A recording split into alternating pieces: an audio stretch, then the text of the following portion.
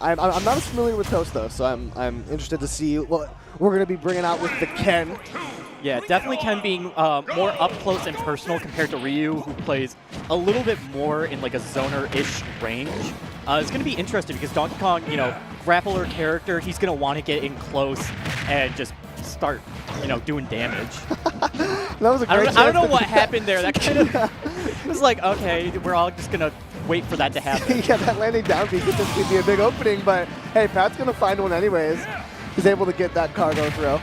That's the iconic, and right away we got more damage off the rip. Yeah, and that was a pretty early kill. I think Toast was around 60 when that combo started, so very good opening from Kelpy G in this first game on PS2. Yeah, I think you're right. And that was a good attempt on a big extension there for Kelpy G, which we saw Toast did the focus cancel dash to the right. If you want to do that left, Kelpy G was ready with that down B right there, and that would have been a big opening. So Kelpy G already showing flashes of big openings. Yeah, it's kind of that thing where like you have the experience of fighting Ken or Ryu and being used to focus dash cancel. Yeah. So you're just like, all right, let me just scare my opponent and be like, I already know how to deal with this a little bit, so don't get too comfortable. But Kelpy G really putting on the damage, doing great covering on these landings, almost lapping Toast in percent. Ooh. With that back air, going to be sealing it out 3-1 stocks. Kelpy G sitting pretty in this first game. Yeah, just a very nice display of patience right there from Kelpy G. Toast had a bunch of different timing mix-ups, and Kelpy G just kind of stood there and waited patiently, but getting pushed off the platform, that was a big opportunity there for Toast, as Kelpy G just tries to rip this game away in 3-stock fashion, still threatening to do so, as Toast has not been able to find solid ground for what feels like this whole game. Up throw, waiting for the landing, air dodge is rated for, but Kelpy G can't pull the trigger on it, and Toast is going to take off stock. I like how Kelpy G's been waiting for these panic air dodges from Toast, trying to call something out and just be ready for that. And Toast really hasn't given it to him yet, but it's still, you know, a threat when Donkey Kong's you're at kill percent with Donkey Kong. Yeah, I think Kelpy G is kind of recognizing a lack of composure on the side of Toast, and just knowing that I don't have to force the issue right now. I can just wait, and eventually these opportunities will come to me. And that down B into up air to clean up the game is just as strong of an opportunity as you'll ever get. Yeah, definitely. It's like Toast is going in and just allowing these opportunities to show up because he's getting a little bit too aggressive, it feels like. So I think if you just pull back a tiny bit, you can make Kelpy G kind of have to wait and think a little bit more before he, you know, swings. Yeah, or even just play more reactionary at a disadvantage sometimes, because Donkey Kong can, you know, obviously cover a whole lot of space, but we're seeing Kelpy G just kind of waiting for Toast. So if we see Toast kind of wait until Kelpy G at least jumps up there and force Kelpy G to bait an option rather than just giving him the air dodge every time, I think that would be very beneficial for Toast, just kind of stripping things back just a little bit. Yeah, we'll see how this next game goes for them as they're moving to Kalos.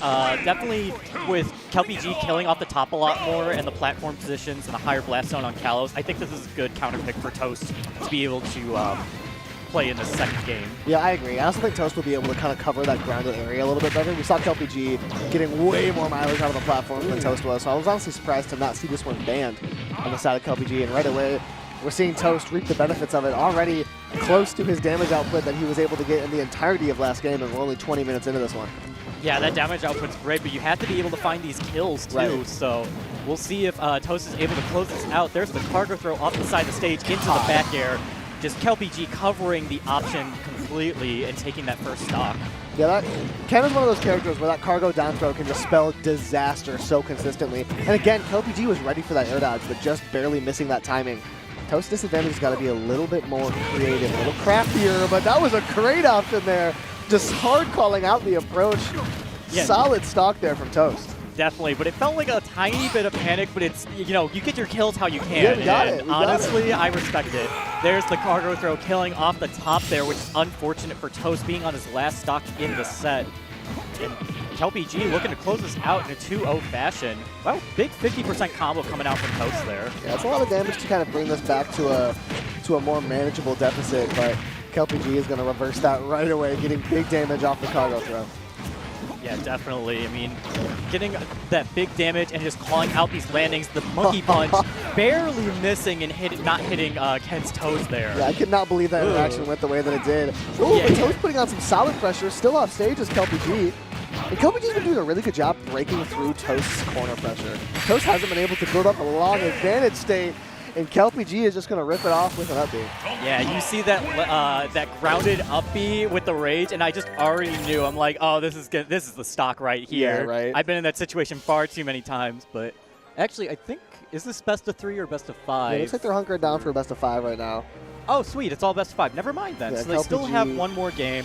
I think that Toast did have some good adaptability in that second game compared to the first one. For sure. Going back to Kalos makes sense just based on how that game went. So I think we might see some changes here. Maybe Toast might be able to pull a game out of this. Yeah, we definitely saw flashes of something that Toast could kind of adapt and change into his favor next game. We saw a little bit more patience on the ledge. We saw more consistent pressure in neutral and mixing up options on Kelpy G's shield a little bit better. And that's going to be huge for Toast being able to find these openings. Yeah, you mentioned the ledge pressure. Toast using the jab at the ledge to punish like a neutral get up and finding a kill off of that. Very smart. Hasn't worked out yet, but it's like that adaptability, seeing that throughout the game, like where he wasn't doing that really during game 1 and game 2. He's been pressuring that ledge a little bit more than he used to. Ooh, there's the stock off that left platform yet again. Kelpy, ever aware of where the platforms are and where he's going to be able to take early stocks, doing so very effectively. Yeah, Donkey Kong doesn't care about the higher blast zone. He's like, I'm still going to kill you off the top. I'm still going to get this Twitter clip. Yeah, I'm going to make it happen. I don't care what it is. I like the pressure from Toast jumping in there with a landing nair, trying to get Kelpy G stuck and then killed off that, but did not work out. Finding the Shoryuken, not getting the full hits to kill right there. And Kelpy G still sitting at 122, but getting punished by another Shoryuken. Yeah, if nothing else, it's been a rough set for Toast, but if nothing else, that man can find that up B. The Shoryus are coming through with a pretty solid level of consistency. That's a nice little opening. Catches Kelpy G on the mix-up, 70% in the blink of an eye. Yeah, I like those cross-ups back and forth, just really playing around with his spacing to make sure that Kelpy G was not ready to punish him out of that combo and reversal it. Right, and making back a lot of percent from that second stock deficit. And one thing that I think Kelpy G is getting a lot of mileage off of is being aggressive at a disadvantage. We're seeing a lot of drop ledge up airs and get up attacks and neutral get up into swinging immediately that that Kelpy G is throwing out every time Toast has him in the corner. So if Toast can play a little bit more patient and kind of bait out those options, that could be a boon for him. But 160 across the up B, not quite going to do it. Yeah, not quite. Does not get the tech that is out of resources and dies off that, which is unfortunate, but I mean, Toast really had to use his air dodge right away to survive that grounded up B. Oh, okay. There you go. But show you right away. Yeah, Donkey Kong just comes out with Nair, and you're just cooked. Yeah, that's because of how linear Ken's recovery is. Even though it does go pretty far, Donkey Kong was really able to get out there and obliterate it. But hey, Toast with a lead right now here in this third game. A lot of damage getting tacked on. Ooh, no it's double about 100% before you can even think about it. And yeah, just barely able to make it by that down air. Kelpy G, lucky to be alive right now. Yeah, honestly, losing your double jump in that situation when you took that much percent is horrible. And here comes Toast with an insane comeback for Game 3 and making it making this a set. I mean, that's some really good adaptability from Game 1 to Game 3. You can see like the curve of how he's been playing this set. Yeah, he definitely made those disadvantage adaptations that we were talking about. Playing a little bit more patient, being a little bit more composed out of disadvantage. So Kelpy G isn't getting these massive openings and, 80, 90% juggles every time he gets a hit. He's having to work a little bit harder and win that neutral game. And when Ken gets more chances in neutral, he's going to eventually wind up winning a couple of them and getting 50% off of those openings. Yeah, I mean, like we saw earlier in that game, like Toast was getting, when he got the openings, like he was getting a lot of percent. There was that 0 to 60%. And then that last stock was like 0 to 100, basically. Yeah, he got 2 openings. Yeah, when he gets that opening, he really cooks, but it's like, yeah, you have to get the opening, which we've been seeing more and more. Right, exactly. And he's finding a good way of mitigating the inconsistencies of his game that don't involve finding the openings. Like landing on a disadvantage, just like that. That was a perfect example. Instead of air dodging or focus canceling right away, he jumps, kind of feels it out a little bit and air dodges. But Kelpy G has still been able to extend. And just from appraising the disadvantage, the misguided Shoryu was going to lose Toast to stock very early. Yeah, that's not great, especially being in Game 4 here. But maybe Toast will get a large opening that will get some combos back and push this to 2 stocks apiece. He's trying to find a little bit of something, but Kelpy G does escape a little bit unscathed.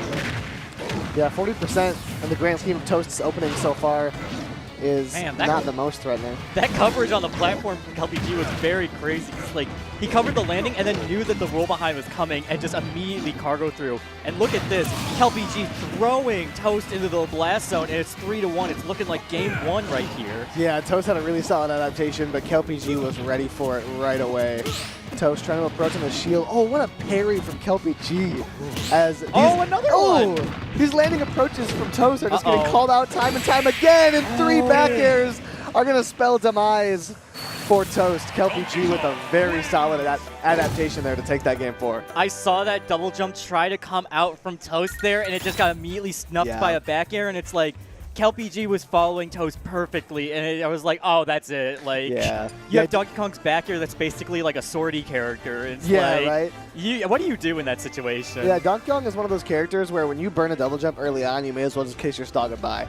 Back air is way too good at comboing into itself and dealing damage, and it sends at the perfect angle. There's no way you're going to get back once you lose that double jump. Yeah, and a lot of characters that do have that explorable recovery, especially, Ryu Ken, they really don't have any options that some other characters